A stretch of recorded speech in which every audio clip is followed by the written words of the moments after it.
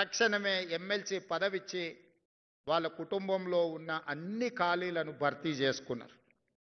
వయసున్న వాళ్లకు, అనుభవం ఉన్న వాళ్ళకు, అర్హత ఉన్నా అర్హత లేకపోయినా కుటుంబంలో ఏ ఒక్కరిని ఖాళీగా ఉంచకుండా ప్రభుత్వంలో ఉన్న అన్ని హోదాలలో వాళ్ళనే భర్తీ చేసుకున్నారు తప్ప 2015లో నోటిఫికేషన్ తర్వాత 2025 వరకు గ్రూప్ 2 నోటిఫికేషన్ల యొక్క భర్తీ జరగలేదు అని అంటే ఆనాటి ప్రభుత్వం యొక్క ప్రాధాన్యత ఏంది, ఈనాటి ఈ ప్రభుత్వం యొక్క ప్రాధాన్యత ఏంది చదువుకున్న యువకులుగా మీరు ఆలోచన చేయండి అని చెప్పి మీకు సూచన చేస్తున్నా. ఉమ్మడి రాష్ట్రంలో సమైక్య పాలనలో 2011లో గ్రూప్ 1 నోటిఫికేషన్ ఇస్తే మళ్ళీ 2025 20 రోజుల క్రితం 562 మంది గ్రూప్ 1 అధికారులను నేను మా మిత్రులు బట్టి విక్రమార్క గారు నియామక పత్రాలు ఇచ్చే వరకు 15 సంవత్సరాలు గ్రూప్ 1 ఉద్యోగ నియామకాలు జరగలేదు అని అంటే ఇంతకంటే దుర్మార్గమైన పరిస్థితులు ఎక్కడైనా ఉంటాయా? మీరు ఒక్కసారి ఆలోచన చేయండి.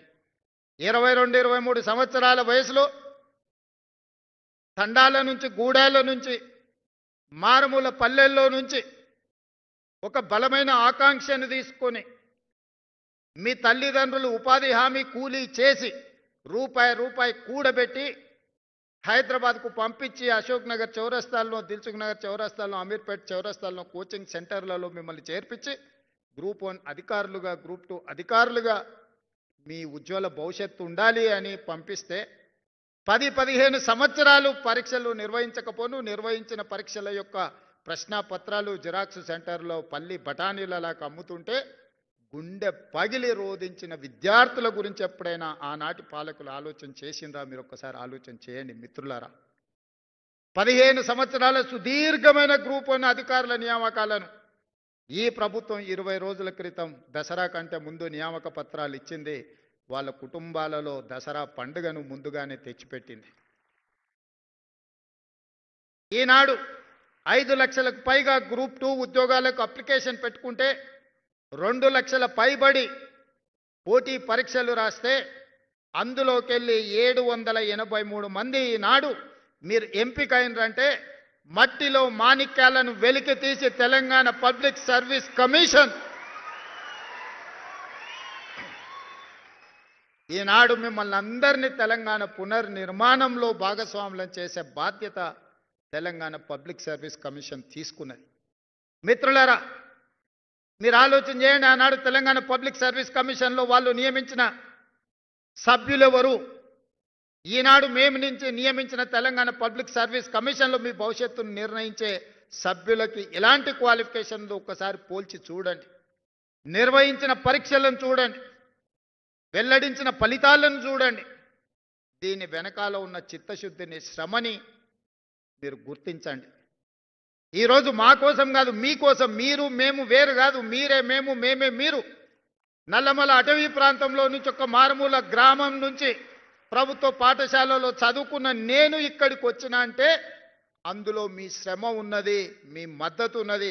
మీరందరూ అండగా నిలబడబట్టి ఒక జిల్లా పరిషత్ మెంబర్గా, ఎమ్మెల్సీగా, ఎమ్మెల్యేగా, ఎంపీగా, పార్టీ ప్రెసిడెంట్గా, తెలంగాణ రాష్ట్ర ముఖ్యమంత్రిగా ఒక 15-16 సంవత్సరాలలో ఇక్కడి చేరి ఇవాళ ఈ శిల్పకళ వేదికలో వందలాది మంది అధికారులకు నియామక పత్రాలు ఇచ్చే హోదా వచ్చింది అనంటే మీ తల్లిదండ్రుల ఆశీర్వాదము. మీరు అండగా నిలబడబట్టి గ్రామాలలో మీరే కథానాయకులే నడిపించి మీరే ఒక రేవంత్గా మారి మొన్నట జరిగిన ఎన్నికల్లో మీరు అండగా నిలబడ్డారు. కాబట్టే ఈనాడు ఇందిరమ్మ రాజ్యం ప్రజాపాలనని మేము ఏర్పాటు చేసి ఈ సమస్యల్ని పరిష్కరించినాం. ఈ సమస్యను మీ సమస్యగా చూడలే, ఈ సమస్యను మా సమస్యగా, మన సమస్యగా, గ్రూప్ 1 పరీక్షల ఫలితాల పట్ల ఎన్ని రకాల చిక్కులను ఎదుర్కోవాల్సి వచ్చిందో, ఎన్ని రకాల ఆరోపణల్ని, చౌకబారు రాజకీయ విమర్శలను ఎదుర్కొన్నామో మీరు చూశారు. గ్రూప్ 1 ఉద్యోగాలకు రేవంత్ రెడ్డి 2 కోట్లు 3 కోట్ల రూపాయలు తీసుకున్న ర్యాంక్ వచ్చిన వాళ్ళు అని అంటే ఆ ర్యాంకర్స్ వాళ్ళ ఇంటి పరిస్థితులు చూపించారు. తండ్రులను కోల్పోయి తల్లి లేకపోతే అమ్మమ్మ దగ్గర చదువుకున్న వాళ్ళు మాకు గుడిసెనే లేదు, కోటి అంటే ఎట్లుంటుంది సార్? ఎన్నడన్నా మేము చూసినామా? మా చదువును, మా జ్ఞానాన్ని, మా శీలాన్ని శంకించే అధికారం మీకు ఎవరిచ్చినని వాళ్ళు కంటతడి పెట్టుకున్నప్పుడు నిజంగానే నాకు చాలా ఆవేదన కలిగింది. ఇంత దుర్మార్గమైన పరిస్థితిలో ఈరోజు గత పాలకులు కల్పిస్తున్నారు. ఏది ఏమైనా ఈ సమస్యలను పరిష్కరించాలి, చిక్కుముళ్ళను విప్పాలి, చీకటి రోజులు పోవాలి, వాళ్ళ జీవితాలలో వెలుగు నింపాలి అని గ్రూప్ 1 సమస్యను పరిష్కరించి ఇదే వేదికగా నియామక పత్రాలు ఇచ్చిన. వాళ్ళకంటే ముందే మీకు ఇచ్చి ఉండొచ్చు. కానీ గ్రూప్ 2లో ఈనాడు గ్రూప్ 1లో సెలెక్ట్ అయిన వాళ్ళు చాలా మంది సెలెక్ట్ అయ్యారు.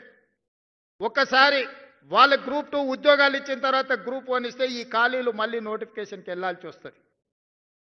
ఎందుకు మొదట గ్రూప్ 1 ఇచ్చినాం, గ్రూప్ 1లో సెలెక్ట్ అయినాక మిగిలిన అన్ని ఖాళీలను ఇవాళ గ్రూప్ 2గా మిమ్మల్ని భర్తీ చేస్తున్నా అంటే మీకు ర్యాంక్ వచ్చి కూడా ఒకవేళ అందులో ఉన్న వాళ్ళు ఇందులోకి వస్తే మీకు అవకాశాలు కోల్పోతాయి. కాబట్టి మీ అవకాశాలు పోకూడదు. మళ్ళీ నోటిఫికేషన్ ఇస్తే ఆలస్యం అవుతాయి అన్నారు. మీరు ఎంపిక అవుతారో కారో అని మీ బాధ నా బాధగా ఆలోచన చేసి మొట్టమొదట గ్రూప్ 1 నియామకాలు చేపట్టి ఇవాళ గ్రూప్ 2 నియామకాలు ఇస్తున్నా.